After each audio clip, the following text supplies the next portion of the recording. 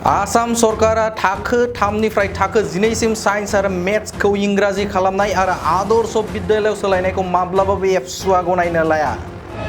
बर' थुनलाइ आफाद एबसु आसाम साहित्य सभा आरो आसु बे थाखो 3निफ्राय थाखो 12सिम साइन्स आरो मेथ्सखौ इंराजि खालामनाय आरो क्लास 6निफ्राय 12सिम पेरेरेल इंराजि मिडियाम थिसननाय आदर्श बिद्यालय माने कनभार्ट खालामनाय बेखौ जों मानिनानै लायाखै।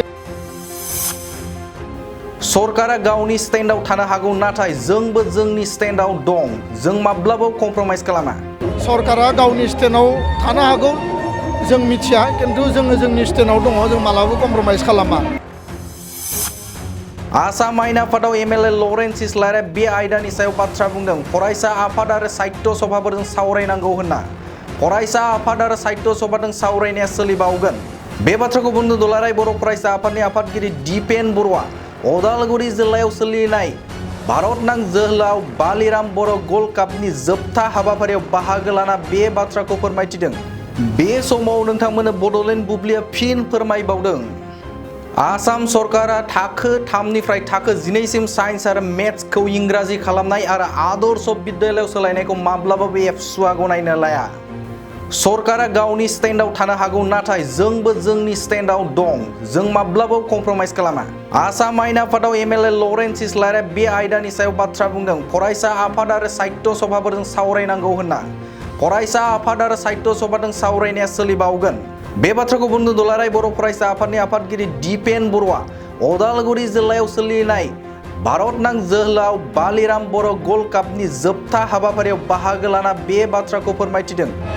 बर' थुनलाइ आफाद एबसु आसाम साहित्य सभा आरो आसु बे थाखो 3निफ्राय थाखो 12सिम साइन्स आरो मेथ्सखौ इंराजि खालामनाय आरो क्लास 6निफ्राय 12सिम पेरेरेल इंराजि मिडियाम थिसननाय आदर्श बिद्यालय माने कनभार्ट खालामनाय बेखौ जों मानिनानै लायाखै। सरकारा गावनि स्टेन्डआव थानो हागौ, जों मिथिया, खिन्थु जोङो जोंनि स्टेन्डआव दङ, जों मालाबाबो कमप्रमाइज खालामा। आरो जों नुनायावथ' सरकारा सिगांनि स्टेन्डआव गैलिया। बिथांमोना एसे दायो माने नरम स्थिति लानाय जों नुनो मोन्दों। जेसेबां बुङा मानो मैया एसेम्ब्लियाव लरेन्स इस्लारि एमएलए बिथाङा बे इस्युनि सायाव रेज खालामदों आरो माने फरायसा आफाद आरो थुनलाइ आफादजों सावरायनायखौ कन्टिनिउ खालामनांगौ होननानै बुंदों। दा बे बाथ्रानि सायाव जोंहा आरो मिटिं जाबावगोन, जों डिसकासन जाबावगोन। जोंनि स्टेन्डआव दङ आरो सरकारा जेखि बुङा मानो बे निउ एजुकेसन पलिसिनि आधाराव गोलैया आरो सरकारा बेखौ लानानै माने गुबुन मोनसे हाबाफारि मावनो नागिरनायखौ जों नुदों। दा बेखायनो बे बाथ्रानि सायाव जोंहा डिसकासन सोलिबावगोन आरो जोंनिफ्राय जोङो खुनु कारनाव बेखौ गनायनाय नङा। बिनि सायाव जोंहा डिसकासन जाबावगोन। गोजोन्थों। सरकारा जोंखौ रायलायनो लिंगोन होननानै बुंबावदों। खेबसे रायलायखांबाय रनज पेगु बिथाङा। नेक्स्ट रायलायनाया जाबावगोन आरो मोनब्रै आफाद, आसामनि 30टा आफाद आरो ट्राइबेलनि आफादफोरजोंबो जोंहा गाबोनो गुवाहाटीयाव डिसकासन दङ। बिनि सायाव जोङो स्ट्रं मोनसे इनिसिएटिभ लानानै हाबा मावलांगोन। जोंनि गेजेराव बड'लेण्ड सोमावसारनायाव 1135 जन मुंख्लं जादों। एनडिएफबिनि आरो बिएलटिनि सोमावसारनाय आरो 6 बोसोर एबसुनि सोमावसारनाय गासै लायोब्ला 5000नि बांसिन जागोन। दा बे मुंख्लं न'खरफोरनो माखासे न'खरफोरनो जि एक्स ग्रेसिया होनांगौमोन बेखौ होनाया जाबाय आरो गोबाङानो दिनै आद्रा जानानै दङ। मेइनलि एनडिएफबिनि सोमावसारनायाव जाय मुंख्लंफोरा हारिनि थाखाय जिउ बावबाय बे न'खरफोरनो दिनैबो एक्स ग्रेसिया होनाया पुर्नांगुयै बा आबुङै जाफुङाखै। दा बेखौ होनांगौनि थाखाय सरकार, बड'लेण्ड सरकार, आसाम सरकार जथायै खामानि मावबाय थादों।